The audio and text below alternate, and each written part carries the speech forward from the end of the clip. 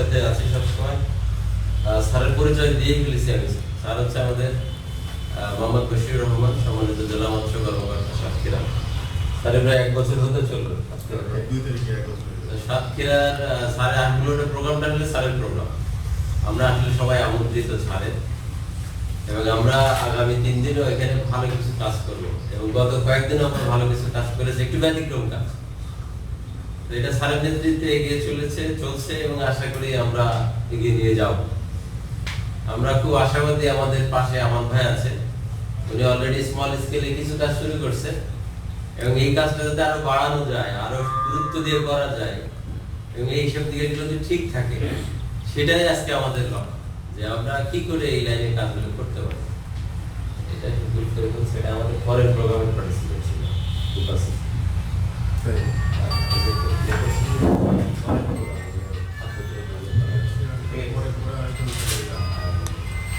তো ঠিক আছে, আমার মনে হয় যে আমরা সময় নষ্ট করতে চাই না। আমরা হচ্ছে ট্রেনিং শেষে আপনি একটু কথা বলুন। আমরা জেলা মৎস্য কর্মকর্তা মহোদয়ের কথা শুনবো। স্যার শুরু করবেন, আনুষ্ঠানিকতা দিয়ে শুরু হবে আমাদের, তারপরে আমরা প্রশিক্ষণে চলে যাবো।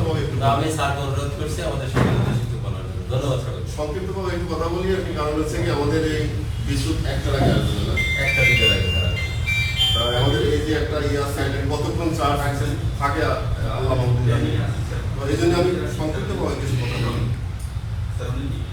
আপনাদের প্রথমে আমি আন্তরিকভাবে ধন্যবাদ জানাচ্ছি যে আপনারা এই করোনা পরিস্থিতির ভিতরেও অনেক কষ্ট করে এসেছেন, দূর দূরান্ত থেকে, কোলারোয়া কালা, অনেক দূর দূরান্ত থেকে আপনারা কষ্ট করে এসেছেন। আপনাদের আন্তরিকভাবে আমরা ধন্যবাদ কৃতজ্ঞতা জানাচ্ছি। আমাদের বিভিন্ন ধরনের যে প্রকল্প রয়েছে, এর ভিতরে অনেক প্রকল্প সংকলন করা হয়েছে, সীমিত পরিসরে করা হয়েছে করোনার কারণে। আপনারা জানেন অনেকদিন যাবত আমাদের এই করোনার প্রাদুর্ভাবে আমাদের অনেক গুরুত্বপূর্ণ কাজ আমরা বাদ দিতে বাধ্য হয়েছি। সরকার বিভিন্ন পর্যায় থেকে বিভিন্ন সেমিনার, ট্রেনিং এগুলো সংক্ষিপ্ত করা হয়েছে। তারপরেও এখন যে প্রশিক্ষণগুলো অত্যন্ত গুরুত্বপূর্ণ, মাননীয় প্রধানমন্ত্রী অগ্রাধিকার প্রকল্পের ভিতরে যে গুরুত্বপূর্ণ কাজগুলো রয়েছে সেগুলো আমাদের বাধ্যতাই করা লাগতেছে।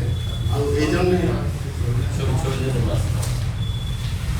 এই কারণে আমরা অত্যন্ত গুরুত্বপূর্ণ বিধায় এই প্রশিক্ষণগুলো বাদ দিতে পারি না। যাই হোক, আপনাদের এই জন্য ধন্যবাদ জানাচ্ছি।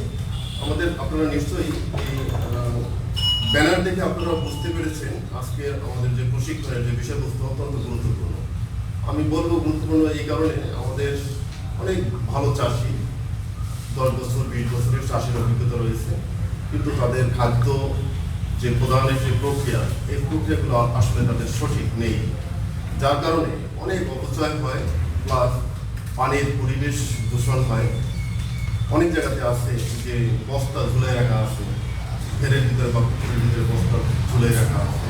আপনারা জানেন যে আপনারা নিশ্চয়ই অনেক ভালো চাষি, সাতক্ষীরা অঞ্চলে আপনাদের এই অভিজ্ঞতা রয়েছে, কিন্তু তারপরেও আপনাদের এই অভিজ্ঞতাকে আরো সমৃদ্ধশালী হবে আমরা মনে করি আমাদের এই প্রশিক্ষণের মাধ্যমে।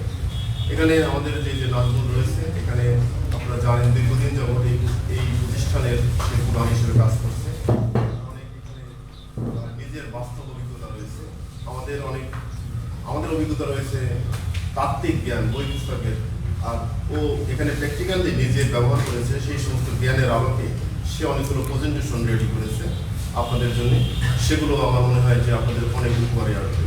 এবং আমরা জানি যে খাদ্য দেওয়ার কতগুলো নিয়ম রয়েছে, প্রত্যেকটা প্রাণী তার কিছু নিয়মকানুন মেনে খাদ্য খাওয়া দরকার। আমাদের অনেকেই আসি, আমরা যে সকালবেলা অনেকেই আসি দৌড়াই, বিকালবেলা হাঁটি, এক চামচ ভাত, রাত্রবেলা একটা রুটি আর সবজি, কিন্তু তারা অনেক টাকার মালিক, খাওয়া দাওয়া করতে পারে না। তাদের খাবার যা সীমিত যা ছিল তা শেষ হয়ে গেছে, তাই না? খাবারের কতগুলো লিমিটেশন আছে, প্রত্যেকটা প্রাণী তাই। আমরা যদি বস্তার ভিতরে ঝুলে রেখে অনেকের ধারণা অতিরিক্ত খাবে, তাড়াতাড়ি মাছ বড় হয়ে যাবে, সকালে খাবে, ঘুমায় উঠে খাবে, ঘুমাতে যাওয়ার আগে কোথায় যাবে, তারপরে তাহলে বড় হয়ে যাবে। অনেক লোক আমাদের অফিসে আসে, মাছের মাথা মোটা লেজ চিকন, পেটে ডিম হয়ে গেছে, এগুলো নিয়ে আসে।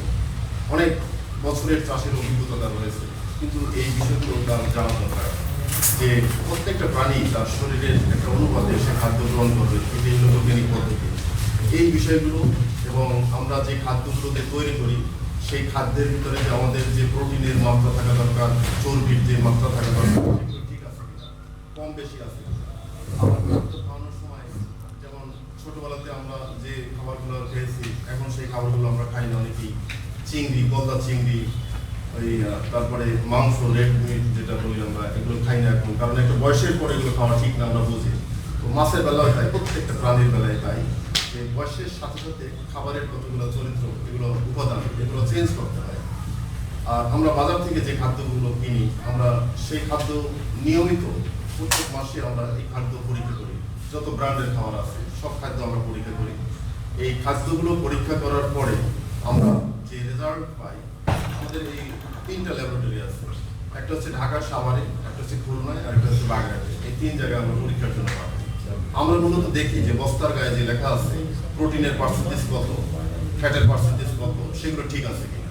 যদি দেখি যে আমাদের এখানে একটা লিমিট আছে, যে একদম কম যদি হয়ে যায়, একদম বেশি যদি হয়ে যায়, তখন সেক্ষেত্রে আমরা কি করি, ওই ফ্যাক্টরিতে আমরা চিঠি দিই, ওই দোকান মালিককে এখন আমরা চিঠি দিই যে এই লটের এই মালটা বিক্রি করা যাবে না, এটা এই সমস্যা পাওয়া যাচ্ছে। এই জন্যে আপনারা যে খাদ্য তৈরি করবেন, আপনারা নিশ্চয়ই একটা নির্দিষ্ট উপাদানের ভিত্তিতে সেটা আমরা দেখবো, এতদিন আপনারা করেছেন কোনো পার্থক্য আছে কিনা সেটাও আমরা দেখবো। পরবর্তীতে আমাদের এই খাদ্য যেটা আপনারা তৈরি করবেন, আমি অনুরোধ করবো আপনাদের যে আমাদের উপজেলা অফিসের মাধ্যমে আমাদের জেলায় যদি এই খাদ্য স্যাম্পল পাঠানো হয়, আমরা সেটা বিনা পয়সায় আমরা পরীক্ষা করে দেবো। সেটা আমাদের অফিসিয়াল খরচের মাধ্যমে, যে আপনি যে খাদ্যটা যে তৈরি করতেছেন এই ফর্মুলা অনুযায়ী এই খাদ্যের ভিতরে আপনার কি আছে, আসলে প্রোটিন কত আছে, ফ্যাট কত আছে, সেটা আমরা পরীক্ষা করে আপনাদের রেজাল্ট আমরা দিয়ে দেবো। আমাদের এই যত ব্র্যান্ডের খাবার আছে এই বাজারে পাওয়া যায়, সমস্ত ব্র্যান্ডের খাবারই আমাদের কাছে পরীক্ষা করা আছে। আমরা যেগুলো সমস্যা সেগুলো আমরা চিঠি দিয়ে বন্ধ করে দিই, বিক্রি করার জন্য নিষেধ করে দিই। এগুলো যদি না আসে তখন আমরা সেই দোকানগুলো সেল করে দিই। তো খাদ্য একটি গুরুত্বপূর্ণ বিষয় প্রত্যেকটা প্রাণীর বেলায়, মাছের বেলায় তাই। আমাদের এখানে অনেক ভুল ত্রুটি রয়েছে, সেই বিষয়গুলো আমরা অবশ্যই এখানে প্রশিক্ষণের মাধ্যমে আমরা জানতে পারবো।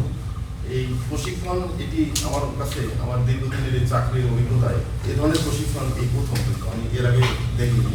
এই জন্য আমরা আন্তরিকভাবে ধন্যবাদ দিই এই প্রকল্পের যে ডাইরেক্টর আছে এস.এম. মনিরুজ্জামান, তার বাড়ি হলো ডুমুরিয়া উপজেলার ভিতরে। আমরা তাকে ধন্যবাদ দিই যে এরকম গুরুত্বপূর্ণ এই বিষয়গুলো প্রশিক্ষণ আসলে দরকার, এটা অত্যন্ত গুরুত্বপূর্ণ। আমি মনে করি আপনারা যারা আসছেন এখানে এই প্রশিক্ষণের উদ্দেশ্যে, নিশ্চয়ই আপনারাও সঙ্গ করতে পারেন। কারণ এই প্রশিক্ষণ আমার চাকরি করে আমি এই ধরনের প্রশিক্ষণ আমরা বলি সবসময়, কিন্তু এরকম প্রশিক্ষণের ব্যবস্থা কিন্তু কখনো করা যায়নি, এই প্রথম কিন্তু রয়েছে। তো যাই হোক, আমি আর বেশি কথা বললে ওই আবার শেষ হয়ে গেলে আমার সমস্যা, ব্যাটারি চার্জ শেষ হয়ে গেলে আমার সমস্যা হয়ে যাবে। আমি এই পর্যায়ে এখানে শেষ করছি, পরবর্তীতে আপনাদের সাথে আবার কথা হবে। আর আপনাদের কাছে অনুরোধ করবো যে আপনারা নিজেরা যেটা করেন তার সাথে এর তুলনা করলে আপনারা পার্থক্যটা বুঝতে পারবেন, এবং পরবর্তীতে খাদ্য তৈরি করার পরে আপনারা খাওয়াচ্ছেন কি খাওয়াচ্ছেন সেটা আমাদের অফিসের মাধ্যমে সেটা পরীক্ষা করে রিপোর্ট আপনারা নিয়ে যাবেন, যে আপনি কি খাওয়াচ্ছেন, আসলে কোনো ত্রুটি আছে কিনা, না কি সঠিক আছে, সেটা আপনারা নিয়ে যাবেন। এই অনুরোধ করে আমি আপাতত শেষ করছি। ধন্যবাদ সকলকে। স্যারকে অসংখ্য ধন্যবাদ। স্যার একেবারে আমাদের পুরো প্রোগ্রামটা একটা সামেশন দিয়ে দিচ্ছেন, এবং আমার মনে হয় যে স্যার একটা বিষয় বলতে, আমরা যা কিছু করবো, যে খাদ্য তৈরি করবো, আমরা ইচ্ছা করলে তার পুষ্টি মানটা কিন্তু আমাদের পরীক্ষা করার সুযোগ আছে, এবং এটা স্যারের মাধ্যমে। এরকম একটা বড় সুযোগ যেটা আপনি পাবেন না, কারণ এটা পাঠাতে হবে হয়তো খুলনা বিশ্ববিদ্যালয় বা কৃষি বিশ্ববিদ্যালয় অথবা বিএড পাড়ার প্রতিষ্ঠানে, এরকম জায়গায় পাঠাতে হবে, সেটা স্যারের মাধ্যমে সম্ভব। স্যারকে জন্য আমরা আন্তরিক ধন্যবাদ জানাই, এবং আমার মনে হয় যেটা যে আমরা এই সুযোগটা নিতে পারি। তো ঠিক আছে, আমরা শুরু করতে চাই নাকি বলেন? আমরা দেরি করবো না, যেহেতু আমাদের চার্জের একটা ব্যাপার রয়েছে। আমরা ডিসপ্লেতে দেখছি যে মাছের খাদ্য কি, আমরা আগে জিজ্ঞেস করি খাদ্য কি, হোয়াট ইজ ফিড। ফিড আর ফুড দুইটা শব্দ ব্যবহার করা হয়, আমরা একটু খেয়াল করে দেখি। ফুড আর ফিড এটা দুইটা আপনারা শুনেছেন। আমরা যে খাবারটা খাই এটাকে হায়ার অ্যানিমাল বলে, মানে উচ্চ পর্যায়ে যে সমস্ত প্রাণী আছে তাদের খাদ্যকে ফুড বলে, ফুড বলে। আর যেগুলো ইতর প্রাণী বলে, ইতর শব্দটা ব্যবহার করা হয়, যেটা অন্যান্য প্রাণী যারা, সেইগুলোর খাদ্যকে ফিড বলে। তো আমরা এখন জানতে চাই আসলে খাদ্য আমাদের সবার কাছে খুব পরিষ্কার, কারণ আমরা সেই ঘুম থেকে উঠে ঘুমাতে যাওয়ার আগ পর্যন্ত আমাদের সৃষ্টিকর্তা যে মুখাবক দিয়েছে এবং এখানে যে মেকানিজম আছে আমাদের এটা চলতে থাকে, তাই না? এটা চলতে থাকে, কোনো না কোনো কিছু আমার মুখের মধ্যে থাকে, যেটা থাকে সেটাই আমরা খাদ্য হিসেবে নিতে থাকি, তাই না? তাহলে সেই খাদ্যটা হচ্ছে সেই উপাদান যেটা আমার শরীরে যেটা আমার শরীর পরিচালনার জন্য খুব যেটা আমার শরীরে ভারসাম্য রক্ষা করে, যেটা আমার শরীরে রোগ প্রতিরোধ ক্ষমতা বাড়ায়। এই তো হিসাব তো তাই। আমরা অনেকে খাদ্য খাই, চিন্তা করি ক্ষুধা লাগছে খাই, কিন্তু আবার অনেকে খাই পুষ্টির যোগানোর জন্য, অনেকে খাই রোগ প্রতিরোধ ক্ষমতা বাড়ানোর জন্য, তাই না? দেখেন আমরা হিসেব করে খেয়াল করে অনেকে আমরা গ্রিন টি খাচ্ছি, অনেকে আমরা বাসক পাতার ওষুধ খাচ্ছি, অনেকে আমরা নানা ছোলা খাচ্ছি, এটা খাচ্ছি সেটা খাচ্ছি। কেন খাচ্ছি? কিছু কিছু ওষুধ হিসেবে আমরা খাচ্ছি, তাই না? এটা ভালো থানকুনি পাতা খাচ্ছি আমরা সুন্দর করে ইয়ে করে, এরকম দেখেন নানা ধরনের উপাদানকে আমরা শাকসবজি খাচ্ছি আলাদা করে, সেটা আমার শরীরে পুষ্টি সাধনের পাশাপাশি আমার রোগ প্রতিরোধ ক্ষমতা বাড়ায়, তাই না? তাহলে এগুলো সামগ্রিকভাবে আমরা যদি জিজ্ঞেস করি মাছের খাদ্য কি, তাহলে সেটাই যেটার ভিতরে শর্করা, যেটার ভিতরে ফ্যাট, যেটার ভিতরে প্রোটিন, যেটার ভিতরে হচ্ছে আপনার অ্যাশ, যেটার ভিতরে পানি, যেটার ভিতরে খনিজ লবণ আছে, সেই খাদ্য আমরা নিচ্ছি আমাদের শরীরে পুষ্টি সাধনের জন্য। ঠিক মাছের ক্ষেত্রে একই হবে, এই সমস্ত উপাদান যেখানে আছে সেটা হচ্ছে মাছের। তাহলে মাছের এত পুষ্টির চিন্তা ভাবনা আমরা কেন করবো? এই কারণেই করবো যে কমার্শিয়ালি আমরা করবো তাকে যাতে বড় করা যায় এবং জনস্বাস্থ্যের জন্য যাতে শুভকর হয়, ক্ষতিকারক কিছু না হয়। এই কারণে আমার তার ব্যালেন্স পুষ্টিটা আমার হিসেব করতে হবে। আমি একটা মাছ তৈরি করলাম, এমন এমন খাদ্য দিলাম যে খাদ্যের কারণে আমার জনস্বাস্থ্য হুমকির মুখে পড়লো, সেই কাজটা কিন্তু আমরা কখনোই করব না। এবং আমরা এখানে যারা ইতিমধ্যে এই যে আমাদের দুই ভাই ঝাড়ডাঙ্গা থেকে এসেছে, তারা ইতিমধ্যেই নানা ধরনের খাদ্য বানাচ্ছে, তাই না? বা আমরা অনেকে এটা বানানোর জন্য চেষ্টা চালাচ্ছি। আমাদের সর্বাগ্রে খেয়াল রাখতে হবে যে জনস্বাস্থ্যের জন্য হুমকি হয় কোনো খাদ্য, সেই খাদ্যটা আমাদের তৈরি করা যাবে না। তাহলে মাছের খাদ্য সেটাই যেটা জনস্বাস্থ্যের জন্য শুভকর এবং ওই মাছের পুষ্টি সাধন বৃদ্ধি সাধনের জন্য কাজে লাগে। বুঝা গেল? তাহলে আমরা খাদ্যে কয়টা উপাদান পাই, কয়টা উপাদান আছে, এই ধারণা তো আমাদের আছে, তাই না? সাধারণত খাদ্যে 6টা উপাদান আমরা পাই, তাই না?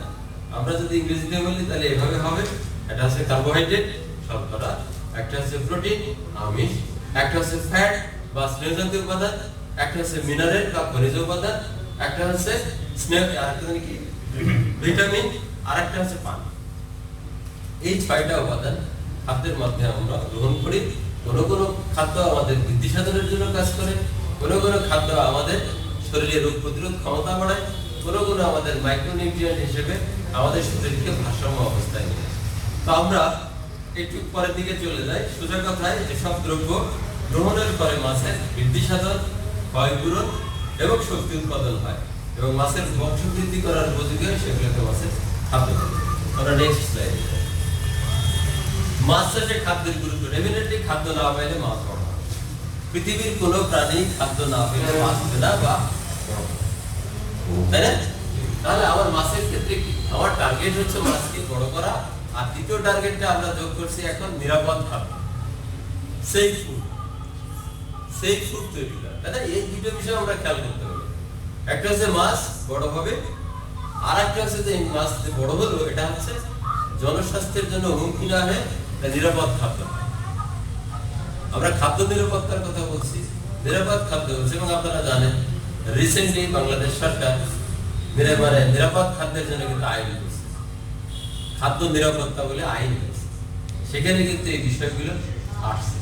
যেহেতু আমরা যারা এখানে বসা আছি প্রত্যেকেই মৎস্য উৎপাদনের সাথে জড়িত, মৎস্য, চিংড়ি বা কাঁকড়া, কাজে আমাদের সেটাই উচিত হবে যে খাদ্য নিরাপত্তার যে ক্লজগুলো আছে, যে আইন বিধিগুলো আছে, সেগুলো মেনে চলা। তো আমরা সেই কাজটাই করছি। নিয়মিত দৈহিক বৃদ্ধি তথা মাছের উৎপাদন বৃদ্ধি, মাছের শোষণ, রেচন, রক্ত সঞ্চালন, অবিস্মরণীয় চাপ নিয়ন্ত্রণ ইত্যাদি সঠিক ও সুষ্ঠুভাবে সম্পাদন, মাছের বৃদ্ধি সাধন ও ক্ষয়পূরণ সম্পাদন। মূল বিষয় হচ্ছে বৃদ্ধি সাধন, ক্ষয়পূরণ, এই 3টা বিষয় ওকে থাকলে আমাদের মাছের উৎপাদন বাড়বে, আমরা বেশি বেশি বিক্রি করব, বেশি বেশি টাকা আমাদের পকেটে আসবে। তার সাথে আমরা বিবেচনা করব যাতে করে এটা প্রতিকারক না হয় উপকারী। আমাদের অলওয়েজ কিন্তু এই জিনিসটা অনেকে আমরা পোল্ট্রি লিটার ইউজ করি, দ্যাট ইজ কমপ্লিটলি প্রহিবিটেড, মানে নিষিদ্ধ। এখন আগে আমরা নিষেধ করতাম না, আমরা গরুর মল ব্যবহার করি, এটা কিন্তু এখন সম্পূর্ণ নিষিদ্ধ। কারণটা হয়তো আপনারা জানেন, কিন্তু অ্যানালাইসিস করলে বিষয়টা এরকম যে গরুর যে মল আমরা বলি, দেখেন গরুকে যে কুরবানির ঈদ সামনে আসছে, গরুকে মোটা তাজা করার জন্য এহেন কাজ নাই যেটা কিন্তু আমরা করি। আমরা অ্যান্টিবায়োটিক ইউজ করি, আমরা নানা রকম গ্রোথ হরমোন ইউজ করি, তাই না? আমরা নানা রকম স্টেরয়েড ইউজ করি, যেটা সবচেয়ে ক্ষতিকর জনস্বাস্থ্যের জন্য স্টেরয়েড। এবং স্টেরয়েড দিলে খুব ওইটা গ্রোথ হরমোন, খুব দ্রুত বড় হয়ে যায়, ঠিক আছে? এই খাদ্য কিন্তু খাবো আমরা, আমি খাবো, আপনি খাবেন, আপনার সন্তান সন্ততি খাবে। খাওয়ার পরে কি হবে? আমার জাতি প্যারালাইজ জাতি, মাথার কাজ করবে, যখন একটু অসুস্থ হয় তখন আপনি কি থেকে কি বলেন নিজে কিন্তু বুঝে পারেন। যখন জ্বর বেশি হয় আপনি ভুল প্রকাশ শুরু করে দেন, তার মানে কি আপনার ব্রেন সঠিক কাজ করে না। একই কারণে যদি আপনি খাদ্যটাও যদি এরকম ভেজাল বা অপদ্রব্য থাকে খাদ্যে, তাহলে কিন্তু আপনার মেধা কাজ করবে না। কারণ কি? আপনার মেধার পুষ্টি সাধনের জন্য, ক্ষয় পূরণের জন্য যে সমস্ত উপকরণগুলো দরকার সেইগুলো ঘাটতি দেখা দেবে। অন্যথায় ওই খাদ্যগুলো যেগুলো ক্ষতিকর সেগুলো আবার এই সিস্টেমকে ব্রেক করে। এই কারণে আমাকে গ্রোথ হরমোন, স্টেরয়েড, তারপরে হচ্ছে আপনার অ্যান্টিবায়োটিক, এগুলো কোনোভাবেই খাদ্যে ভেজাল না। আমরা বলে থাকি যে হচ্ছে কি আপনার ক্লোরোফেনিকাল, নাইট্রোফিউরান, এই ধরনের কেমিক্যালস গুলো কিন্তু অনেক সময় ব্যবহার করতে হয়। যেমন আমাদের পোল্ট্রি শিল্পে অনেকেই মানে অনেক ক্ষেত্রে না করার কোনো সুযোগ থাকে না, কিছু কিছু ব্যবহার। এই ব্যবহার হওয়ার ফলে যে ঘটনাগুলো ঘটে, যে আমরা একটি পোল্ট্রি সেটে দেখা গেল আমরা অ্যান্টিবায়োটিক ইউজ করি, ওই অ্যান্টিবায়োটিকের একটা নির্দিষ্ট মেয়াদ থাকে, এই মেয়াদ করে সে কার্যকারিতা নষ্ট হয়ে যাবে। এটা সাধারণত বলে থাকি আমরা যে 15 থেকে 21 দিন, এটাকে উইথড্রল পিরিয়ড। 15 দিনে 21 দিনের মধ্যে, 15 থেকে 21 দিনের মধ্যে এটার কার্যকারিতা নষ্ট হয়। তার আগে যদি আমি খাদ্যটা ব্যবহার করি তাহলে কিন্তু আমার হিউম্যান বডিতে অ্যাটাক করে। কোথায় এফেক্ট করে? আমরা পত্র পত্রিকা মিডিয়াতে কিন্তু এখন ব্যাপকভাবে আলোচিত হচ্ছে। আমার যে হার্ট, আমার লিভার, আমার যে কিডনি, হ্যাঁ, এই যে গুরুত্বপূর্ণ কিছু অর্গান আছে আমাদের শরীরে, এই অর্গানের পরে কিন্তু এগুলো ডিপোজিশন হয়। এবং ডিপোজিশন হওয়ার পরে কি এর আলটিমেট রেজাল্ট কি? এর আলটিমেট রেজাল্ট হচ্ছে আমরা ইতিপূর্বে আমার মনে হয় গত 1 দশকে আমরা যে পরিমাণ মৃত্যুর খবরে ক্যান্সার শব্দটা শুনে থাকি, আমার মনে হয় না 10 থেকে 15 বছর আগে এই শব্দটা আমরা এই পরিমাণ শুনেছি। আপনারা হিসেব করে দেখেন, এর একটাই কারণ হচ্ছে ভেজাল, এর একটাই কারণ হচ্ছে খাদ্যে অপদ্রব্যের মিশ্রণ, এর একটাই কারণ হচ্ছে অ্যাডাল্টারেশন, এর একটাই কারণ হচ্ছে যে আমরা এখনো এটার প্রতি সচেতন হতে পারিনি, এর একটাই কারণ আমরা বাণিজ্যিক ভিত্তিতে বেশি লাভ করতে চাই, একবারে আমরা বেশি চাই। আমরা যদি এই সমস্ত জায়গা থেকে সরে আসি তাহলে আমরা নিরাপদ থাকতে পারবো, তাহলে আমার আয়ু হয়। আজকে চীন জাপানের লোকজন আমরা অনেকেই জানি এরা মরে না, এদের গড় আয়ু 80-র উপরে, গড় আয়ু 80-র উপরে, আর আমার আপনার গড় আয়ু হচ্ছে এখন 60-65-র উপর কাছাকাছি। আমাদের আয়ু অনেক বাড়ছে, কারণ আমাদের আয়ু বাড়ছে কিন্তু আর কমার কারণে আমরা কিন্তু এই জিনিসটা ভালো করে বুঝেছি। কিন্তু আমাদের বয়স্ক লোকের সংখ্যা কিন্তু এখনো ওই মাত্রায় কিন্তু বাড়ে না। যে 93 বছর বয়সে বা 100 বছর বয়সে মারা গেছে এরকম লোকের সংখ্যা কিন্তু খুব কম আছে। কোনো কোনো সংখ্যা পাওয়া যায়, কিন্তু চীন জাপানের দিকে খেয়াল করে দেখেন বা ইউরোপিয়ান কান্ট্রির দিকে খেয়াল করে দেখেন, তাদের আয়ু অনেক অনেক। এই করোনার কারণে ইতালি তার সিনিয়র সিটিজেনদের ট্রিটমেন্ট করা বন্ধ করে দিল, অনুষ্ঠানে আমরা এরকম নিউজ পাই। তার সিনিয়র সিটিজেন কিন্তু তার জনগোষ্ঠীর বিরাট পাওয়া, ঠিক আছে। কিন্তু আমাদের দেশের সমস্যা কিন্তু আমাদের কিন্তু আমরা 20 থেকে 50-এর মধ্যে জনগোষ্ঠী কিন্তু সবচেয়ে, তাই না? তাহলে আমরা যদি আয়ু বাড়াতে চাই তাহলে আমার এনভায়রনমেন্ট ক্লিন করতে হবে, আমার স্বাস্থ্যকর খাদ্য উৎপাদন করতে হবে। আর প্রোটিনের জায়গাতে যেহেতু মৎস্য সেক্টর মানে উদ্ভিদ এবং আমিষ, এই দুইটা প্রোটিনের কিন্তু আমরা 60% সাপ্লাই, এবং যে পরিমাণ শক্তির দরকার হয় সেই শক্তি কিন্তু ম্যাক্সিমাম পার্টই আমরা যারা এখানে বসা আছি সেই জায়গা থেকে পাবো। তাহলে we play an important role. To build a very good thing, তাই না? একটা ইন্টেলেকচুয়াল বা মেধাবী জাতি তৈরি করার জন্য প্রোটিনের কিন্তু কোনো বিকল্প নেই। সেখানে এসেনশিয়াল অ্যামাইনো অ্যাসিড যেগুলোকে বলা হয় সেগুলোর কিন্তু কোনো বিকল্প নেই। এই এসেনশিয়াল অ্যামাইনো অ্যাসিড কিন্তু আমার খাদ্য থেকে ম্যাক্সিমাম পাওয়া। ঠিক আছে, আমরা যে ওষুধগুলো কিনি ডাক্তাররা যা প্রেসক্রিপশন করে ম্যাক্সিমাম পার্টি হচ্ছে এসেনশিয়াল অ্যামাইনো অ্যাসিড, এটা 20 ধরনের আছে।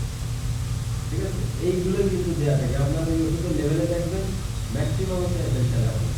তো আমরা যদি বডিকে রেগুলেট করতে চাই তাহলে আমাদের ভালো মাছ উৎপাদনে, ভালো মাংস উৎপাদনে, ভালো ডিম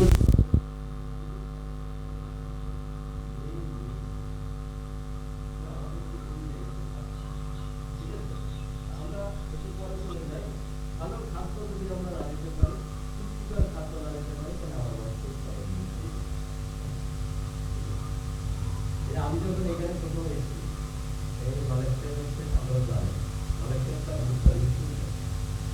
আমি প্রথমে একটা টেস্ট করি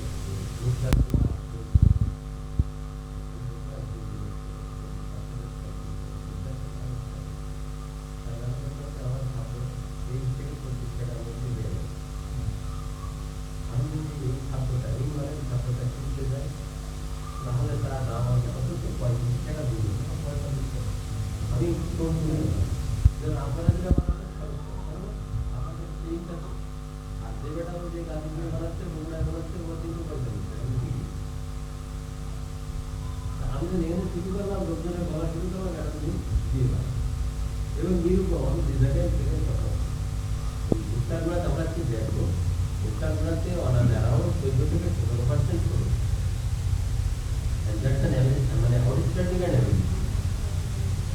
আমরা ধরে থাকেন 30 থেকে 30 একটু প্রবলেম পরিষ্কার করে কথা বলবো পরিষ্কার সয়াবিন খুলে আমার অনেক বেশি থাকে প্রায় 42-43% পর্যন্ত থাকতে পারে। সয়াবিন খুলে আমরা যে সয়াবিন খুলে খাওয়া যাবে আর কিছু লাগে আমরা এই বিষয়গুলো যদি জানতে পারি আজকে আমরা জানবো এখন আমরা ধারাবাহিক আলোচনায় আছি আমরা এইভাবে আমাদের লোকালি যে সমস্ত উপাদানগুলো পাওয়া যায় সেগুলো সম্পর্কে আমরা জানবো এবং পুষ্টিমান সম্পন্ন খাদ্য তৈরি করবো।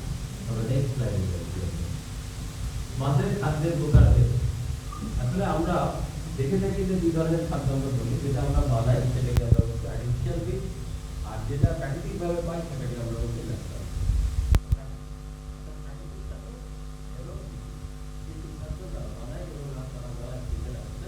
ট্রেনিং করার পর অনেকেই আর সেই কারণে আমরা প্রাকৃতিক খাদ্যে যদি কি পাই আমরা যদি সেইখানে যাই তাহলে আমাদের পুকুরের নানা ধরনের খাদ্য উৎপাদন আমরা দেখেন পানি নদী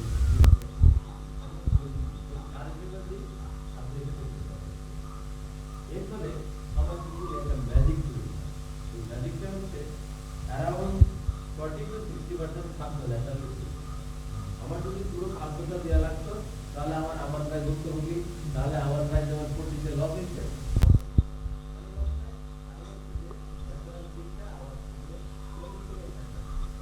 আমি যখন সবজি করি তখন আমার 100% দেওয়ার কারণে কিন্তু আমি মিলাইতে পারি এবং আমার মাটির চাকরি হয়। আর আমার ওখানে যেহেতু প্রচুর খাদ্য তৈরি হয় আপনি এক মাটি দিতে মাটি দিতে পারেন এবং আপনি যদি দেখেন রকমের জুতা কাপড় যে মানুষ আসলো বয়সটা না এরকম দাম কি দরকার এটা হিউজ এবং এটা কিন্তু আমরা পানি এক গ্লাস পানি দিই একদিন এটা হচ্ছে যেটা এরকম হচ্ছে আর যেটা ডিফেন্স এরকম পানিতে